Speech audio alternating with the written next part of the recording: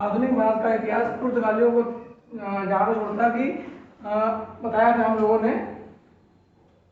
ने ये पढ़ा था कि अल्बुकर्क जो था राजा राम मोहन राय का पूर्वगामी था। ठीक है ना। तो राजा राम मोहन राय का पूर्वगामी था। इसने कार्य और किया था, पुर्तगालियों को भारतीय स्त्रियों से विवाह के लिए अल्बुकर्क ने प्रोत्साहित किया था। ठीक है ना। किसने किया था? अल्बुकर्क ने प्रोत्साहित किया था।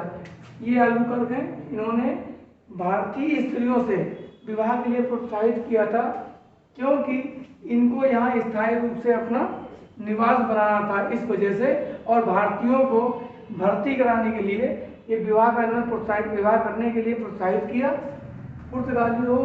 पुर्तगाल सेना में भारतीयों की भर्ती बेटा लिखा, भर्ती लिखा आपने, ठीक है, भर्ती प्रारंभ की थी। ठीक है।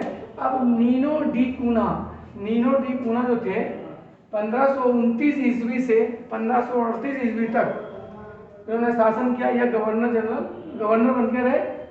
अल्बुकर्क के बाद दूसरा महत्वपूर्ण पुर्तगाली गवर्नर नीनो डी कुना, जिसने 1529 ईस्वी में कार्यभार ग्रहण किया या पद संभाला गवर्नर का।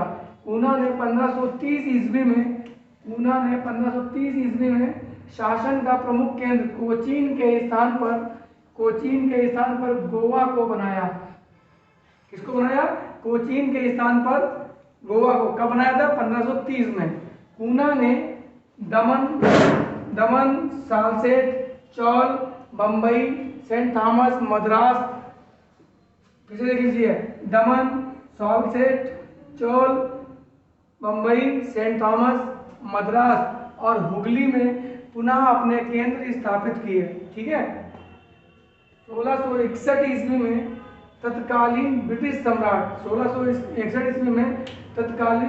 सम्राट चार्ल्स द्वितीय, जिन्होंने पुर्तगाल राजकुमारी कैथरीन से विवाह किया या विवाह कर लिया, पुर्तगालियों ने विवाह में दहेज के रूप में मुंबई द्वीप को इनको दिया दहेज के रूप में। ठीक है। महत्वपूर्ण बिंदु देखते हैं, कौन कौन से बिंदु हैं, बहुत महत्वपूर्ण है, आपके परीक्षा से संबंधित है। बंगाल के शासक मसूद शाह द्वारा पुर्तगाल को चलगांव और सतगांव में व्यापारिक कंपनियां खोलने की अनुमति दी। किसने दी? मसूद शाह ने। अकबर की अनुमति से भी कंपनी की स्थापना की थी, हुगली में की थी। ठीक है। अकबर की अनुमति से हुगली में की और मसूद शाह की अनुमति से चलगांव और सतगांव में व्यापारिक कंपनियां खोलने की अनुमति दी गई इनको, और कंपनियों की स्थापना की। शाहजहां ने भी पुर्तगालियों को अधिकार से हुगली, ठीक है, शाहजहां ने क्या किया? शाहजहां ने पुर्तगालियों के अधिकार में जो हुगली था उसको छीन लिया। ठीक है। कार्टेज अल्मेडा काफिला बहुत ही महत्वपूर्ण है। ठीक है। यह समुद्री व्यापार पर नियंत्रण व्यवस्था थी। क्या व्यवस्था थी? नियंत्रण व्यवस्था थी। इसके अंतर्गत कोई भी भारतीय या अरबी जहाज बिना परमिट लिए अरब सागर में नहीं जा सकता था। इन जहाजों में काली मिर्च व गोला बारूद ले जाना मना था।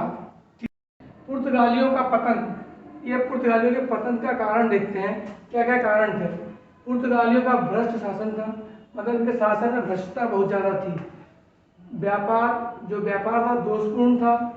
धार्मिक और वैवाहिक नीति जो ये नीति चलाई थी कि भारतीय स्त्रियों से विवाह करो, ये नीति के लिए पतन कारण बनी। योग्य शासक का अभाव था, मतलब यहाँ योग्य शासक नहीं थे, इसका अभाव था। स्पेन द्वारा पुर्तगाल का विलय किया गया। स्पेन देश द्वारा पुर्तगाल का विलय किया गया। डचों का प्रवेश एवं सैन्य चुनौती आदि पुर्तगाल के पतन के कारण बने। दूसरा देखते हैं पुर्तगाल की भारत को देन, मतलब पुर्तगालियों ने भारत को क्या क्या दिया है। देखते हैं। मध्य अमेरिका से तंबाकू, मूंगफली, आलू, मक्का और अमरूद का भारत में प्रवेश पुर्तगालियों ने करवाया। ठीक है ना, इसका प्रवेश कराया। तो चलिए देखिए तंबाकू, मूंगफली, आलू, मक्का और अमरूद का भारत में प्रवेश पुर्तगालियों ने करवाया। दूसरा इन्होंने क्या करवाया, बादाम, लीची, संतरा, अनानास एवं काजू का भी प्रवेश इन्हीं के द्वारा क्या है, ये अन्य देशों से भारत में लाने के माध्यम बने। जहाज का निर्माण इनके द्वारा किया गया। प्रिंटिंग प्रेस 1556 ईस्वी में प्रिंटिंग प्रेस की जो स्थापना हुई थी 1556, वो भी इन्हीं की देन थी। इसके बाद डच आते हैं। डच ये कहाँ के हैं, ध्यान दीजिएगा।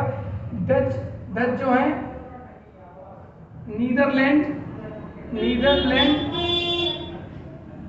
या हॉलैंड निवासी थे और इनकी कंपनी का नाम क्या था, यूनाइटेड। इनकी कंपनी का नाम था